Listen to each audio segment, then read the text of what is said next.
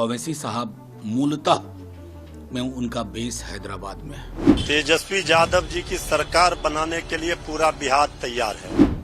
उनके चुनाव लड़ने से क्या होता है नहीं होता है। तेजस्वी यादव जी के नाम का सुनामी है।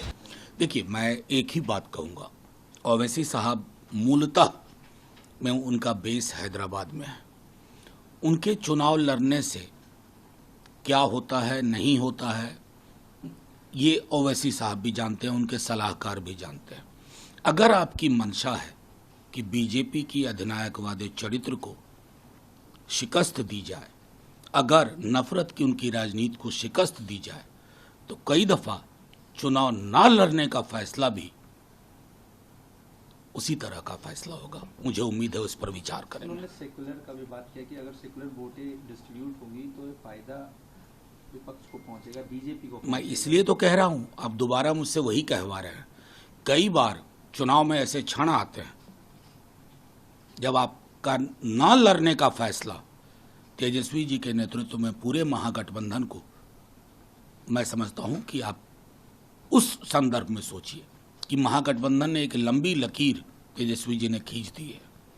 इस लकीर को समझते हुए मैं आग्रह करूंगा माननीय ओवैसी साहब, ये चुनाव बहुत महत्वपूर्ण है, देश की राजनीति को भी निर्धारित करेगा।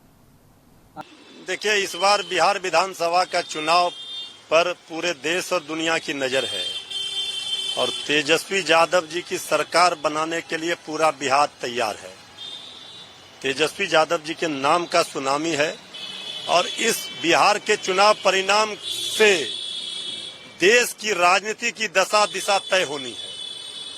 तो जो लोग जिनका ट्रैक रिकॉर्ड ये रहा है कि बीजेपी की बी टीम बन करके उन्होंने मदद पहुंचाई है, अब वो चाहते हैं, उन्होंने पत्र लिखा है, तो ये फैसला निर्णय श्री तेजस्वी यादव जी, आदरणीय लालू प्रसाद जी लेंगे। पत्र में क्या लिखा है मुझे नहीं पता, लेकिन उनका ट्रैक रिकॉर्ड तो ये रहा है। तो अब अगर कोई चाहते हैं बिहार में सांप्रदायिक शक्तियों को सचमुच में रोकना, तो ये सब करने से बेहतर होगा चुपचाप महागठबंधन, इंडिया गठबंधन को अपना मदद करे। इस बार जो लोग मुगालते में हैं, भ्रम में हैं, सपना देख रहे हैं कि वोटों का बिखराव हो जाएगा, ये हो जाएगा, कुछ नहीं होगा।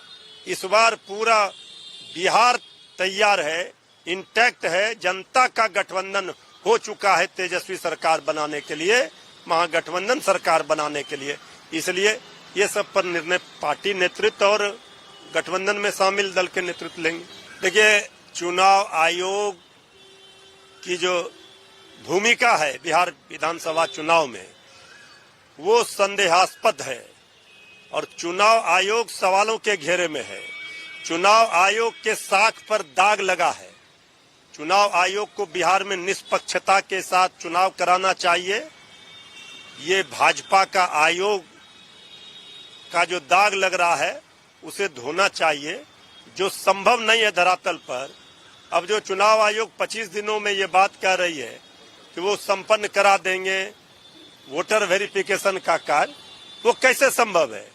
तो चुनाव आयोग को अपनी जिम्मेवारी, जवाबदेही का निर्वहन करना चाहिए। केंद्र सरकार के इशारे पर काम नहीं करना चाहिए। महागठबंधन के वोटरों का नाम काटने के उद्देश्य से युवाओं, गरीबों और दलितों, शोषितों, वंचितों, मजदूरों के वोट को उनसे छीनने का प्रयास नहीं करना चाहिए। वोट के अधिकार को नहीं छीनना चाहिए। ये लोकतंत्र की जननी है, लोकतंत्र कमजोर न करे बिहार में। देखिए, भारतीय जनता पार्टी बंगाल में जो डिजाइन राजनीति का सेट करना चाहती है वो संभव नहीं है। ममता दीदी ने सभी धर्मों के लिए काम किया है, सबके लिए काम किया है। बंगाल में ममता दीदी को ही लोग चाहते हैं, बंगाल की जनता। बीजेपी चाहती है हिंदू मुसलमान, भारत पाकिस्तान, मंदिर मस्जिद, माहौल खराब करना। ये संभव नहीं है। चाहे लाख बीजेपी के नेता कुछ भी बयान दे दें, वहां ममता दीदी के राज में कानून का राज स्थापित है। सभी प्रेम भाव मिल्लत से रहते हैं। बीजेपी माहौल खराब करना चाहती है। अगर आप ये वीडियो YouTube पर देख रहे हैं तो हमारे चैनल को सब्सक्राइब कर बेल आइकन दबाएं और Facebook पर देख रहे हैं तो हमारे पेज को लाइक करें।